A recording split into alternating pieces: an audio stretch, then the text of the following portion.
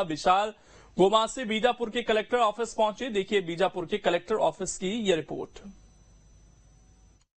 सरकारी दफ्तर खुलने का जो समय निर्धारित किया गया 10 बजे जो है वो सरकारी दफ्तर खुलने का समय, और आज हम सरकारी दफ्तर का रियलिटी चेक करने आए। इस वक्त हम बीजापुर जिले के कलेक्टेड में मौजूद है। आज हम कलेक्टेड का रियलिटी चेक करेंगे कि कितने लोग जो है समय से कलेक्टर ऑफिस पहुंचते हैं। इस वक्त अगर समय की बात करें तो समय 10:05 हो रहे हैं और इस वक्त हम जिला कलेक्टेड में मौजूद है और जिला कलेक्टेड की घड़ी को हम दिखाना चाहेंगे। आप देखिएगा मेरे पीछे आपको घड़ी दिख रहा होगा, समय आप देखिए 10:05 हो रहे हैं, लेकिन अभी भी कोई भी जो कर्मचारी है कलेक्टर ऑफिस में नहीं पहुंचा। अब इस तरफ देखिएगा, पूरा नजारा जो है वो आपको खाली नजर आएगा। कोई भी सरकारी जो कर्मचारी है वो अभी तक नहीं पहुंचे। अगर समय की बात करें तो 10:05 हो रहा है, लिहाजा आप देख सकते हैं तस्वीरें जिस तरीके से हम आपको दिखाने की कोशिश कर रहे हैं। आज जो है हम रियलिटी चेक करना है कि सरकारी जो समय जो 10 बजे जो निर्धारित होता है वहां उस समय पे क्या पहुंचते हैं। क्या आप इस तरफ देखिएगा, इस तरफ आप देखिएगा कोई भी नहीं पहुंचा। आप तस्वीरें देखिएगा जिस तरीके से हम लगातार आपको दिखाने की कोशिश कर रहे हैं। और इधर देखिएगा, आप इधर देखिएगा, इधर अभी इधर जो है आप मेरे सामने देख रहे हैं, दरअसल देखिएगा यहाँ पे जो है न्यायालय अनुविभागीय अधिकारी बैठते हैं। आप अंदर दिखाने की कोशिश करूंगा मैं आपको। अंदर आप देखिएगा, आपको पूरे जो चेंबर है वो खाली नजर आ रहा होगा। आप तस्वीरें देखिए जिस तरीके से हम लगातार आपको दिखाने की कोशिश कर रहे हैं। आज हम रियलिटी चेक करने की कोशिश कर रहे हैं कि समय पे क्या कर्मचारी अपने दफ्तर पहुंचते क्या, उसको लेकर हम लगातार आपको दिखाने की कोशिश कर रहे हैं। लेकिन देखिए कोई भी नहीं पहुंचा है। पूरी जो ऑफिस है वो आपको खाली नजर आ रहा है। अब देखिएगा BR बघेल जिला शिक्षा अधिकारी है, देखिए उनका दफ्तर है ये, उनका दफ्तर आप देखिएगा। जिस तरीके से हम आपको लगातार तस्वीरें दिखाने की कोशिश कर रहे हैं, यहाँ पे वो भी समय से नहीं पहुंचे। अब देखिएगा आप तस्वीर ये हम दिखाने की कोशिश कर रहे हैं आपको कोई नजर नहीं आएगा। और इधर आप इस तरफ देखकर जितेंद्र कुमार खटारा IAS अधिकारी है, वो भी अभी फिलहाल नहीं पहुंचे। हालांकि जिस तरीके से समय जो निर्धारित होता है 10 बजे सारे अधिकारियों को अपने अपने दफ्तर पहुंचना चाहिए, लेकिन आप देखेंगे तो जिले के जो कलेक्टर है वो भी दरअसल अपने दफ्तर नहीं पहुंचे। दुर्ग में BSF का 58वां स्थापना दिवस को लेकर उत्साह देखने को मिला। इस दौरान BSF के महानिदेशक इंद्र राज सिंह ने मीडिया से बातचीत करते हुए कहा कि छत्तीसगढ़ में नक्सल समस्या बढ़ने के बाद 2009 से सीमा सुरक्षा बल यहां तैनात है। BSF की कड़ी मुस्तैदी के कारण जिले में अब तक 106 हार्डकोर नक्सलियों ने आत्मसमर्पण किया है। 11 दूरदांत नक्सलियों को मार गिराया गया और 1082 को गिरफ्तार किया गया। BSF के डिप्लॉय होने से जो वहाँ के लोकल्स हैं उनके जीवन स्तर में काफी इम्प्रूव हुआ है और वो फ्रीली घूमते हैं, तथा जो वहाँ के यूथ हैं वो भी स्पोर्ट्स तथा एजुकेशन में अच्छी तरह से आगे आ रहे हैं। छत्तीसगढ़ में उपचुनाव से पहले 2 दिवसीय विधानसभा का विशेष सत्र बुलाया गया है, जिसकी शुरुआत गुरुवार से हुई। इस विशेष सत्र में आरक्षण विधेयक पारित किए जाएंगे, जिसका प्रारूप तैयार कर लिया गया है। आरक्षण के इस विधेयक को लेकर सत्ता पक्ष और विपक्ष की क्या है तैयारी, इस रिपोर्ट में आप देखिए।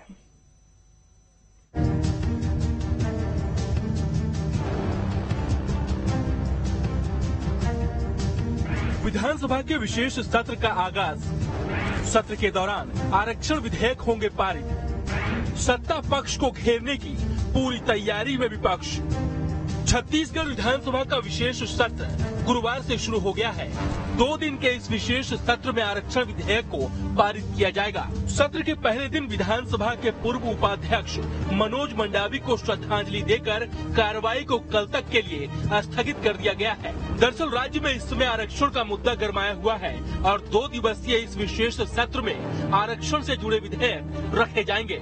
सरकार इस मुद्दे का शांतिपूर्ण तरीके से समाधान करने की कोशिश कर रही है। मुख्यमंत्री जी ने कमिट किया है जनसंख्या के आधार पे, पॉपुलेशन के आधार पे जितना जिसको आवश्यक है उतने आरक्षण की व्यवस्था की जाएगी। मैं ऐसा समझता हूं छत्तीसगढ़ में इस निर्णय के बाद कोई भी वर्ग असंतुष्ट नहीं होगा। सभी वर्गों को मैं ऐसा समझता हूं कि इस विधेयक के पारित होने के बाद सम्मान मिलेगा। मुख्यमंत्री भूपेश बघेल की अध्यक्षता में 24 नवंबर को हुई कैबिनेट की बैठक में आरक्षण का नया अनुपात तय हुआ है, जिसमें सरकार अब SC/ST को उनकी जनसंख्या के अनुपात में 32% आरक्षण देगी। अनुसूचित जाति SC को 13% आरक्षण मिलेगा। सबसे बड़े जातीय समुदाय अन्य पिछड़ा वर्ग यानी OBC को 27% आरक्षण मिलेगा। वहीं सामान्य वर्ग के गरीबों को 4% आरक्षण देने का प्रस्ताव है।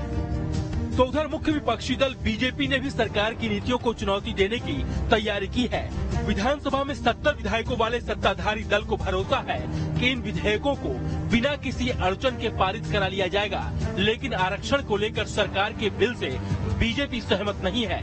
बीजेपी का कहना है अगर सरकार बीजेपी के सुझाए प्रस्तावों के आधार पर संशोधन करती है तो वो समर्थन भी करेंगे। हमारे विधायक संशोधन दे रहे हैं, उसमें अगर आवश्यक संशोधन के साथ बिल पारित होता है तो हम उसको समर्थन दे सकते हैं। दूसरी तरफ सरकार की मंशा क्या है? जब सितंबर में फैसला आ गया, अक्टूबर नवंबर में क्यों नहीं बुलाया विधानसभा का सत्र? 5 तारीख को भानु प्रतापपुर का मतदान होना है और 1 और 2 दिसंबर को चर्चा हो रही है विधानसभा में इस बिल के ऊपर। तो सरकार की जो मंशा है साफ जाहिर होती है कि क्या करना चाहती है, वो इसे राजनीतिक रूप से कितना भुनाना चाहती है, यह हमारा कहना है।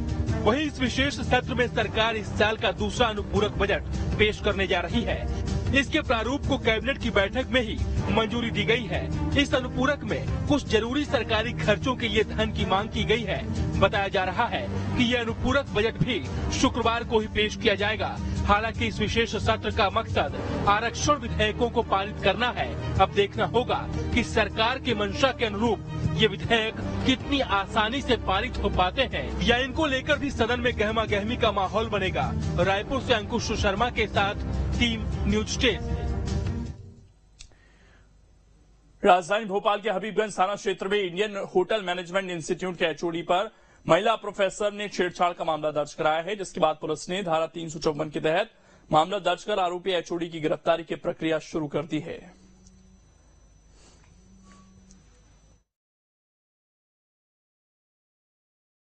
दिनांक 26 को पीड़िता द्वारा रिपोर्ट की गई थी कि उनके HOD है, HOD द्वारा आए दिन जो है छेड़छाड़ जैसी घटना करते रहते हैं। रिपोर्ट पर धारा 354 का प्रकरण दर्ज किया गया था।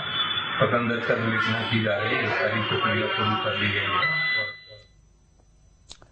इंदौर नगर निगम ने गुरुवार को बड़ी कार्रवाई करते हुए अतिक्रमण पर बुलडोजर चलाया। दरअसल नायता मुंडला क्षेत्र में बस स्टैंड के लिए अप्रोच रोड और RI प्रोजेक्ट के तहत सड़क का निर्माण किया जा रहा है, लेकिन इस सड़क निर्माण के बीच में कई ऐसी दुकानें और अवैध झोपड़ी थे जो बाधा बन रहे थे, जिन्हें निगम ने बुलडोजर चलाकर गिरा दिया।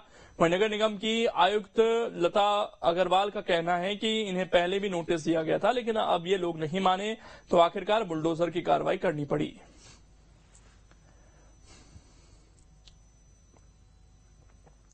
कमिश्नर मैडम के आदेश पर हम लोग 3-4 दिन से लगातार यहाँ पर नायता मुंडली में आके लोगों को समझा रहे हैं, बता रहे हैं। RE2 का शेष काम रुका हुआ है और बाकी IDA की जमीन पे इनका कब्जा है। बिल्कुल जो हमारा बस टर्मिनल बन रहा है उससे लगा हुआ है। तो ऐसे लगभग 35-40 लोग थे जो अवैध रूप से कब्जाधारी थे। IDA ने इनको विधिवत रूप से जो पात्रता है उनके अनुसार उनको व्यवस्थापन भी किया है IDA ने। और आज सुबह लगभग खाली हो चुकी जो गुमटियां बना रखी थी, लोगों ने घर बना रखे थे, उनको हम लोगों ने सुबह आज हटाया है। बिलासपुर में कम बीमा आवरण वाले क्षेत्रों में विशेष ध्यान देने और किसानों के मध्य जागरूकता लाने के लिए फसल बीमा सप्ताह का आयोजन किया जा रहा है। 1 दिसंबर से 7 दिसंबर तक चलने वाले इस कार्यक्रम में जिला कार्यालय परिसर से SDM RA कुरुवंशी ने फसल बीमा योजना रथ को हरी झंडी दिखाकर रवाना किया। इस दौरान संबंधित विभाग के अधिकारी के साथ बीमा कंपनी के जिम्मेदार लोग भी मौजूद रहे। किसानों से अपील की गई है कि वो अपनी किसी भी समस्या के लिए विभाग को सूचित करें, जिसके लिए टोल फ्री नंबर भी जारी किया गया है।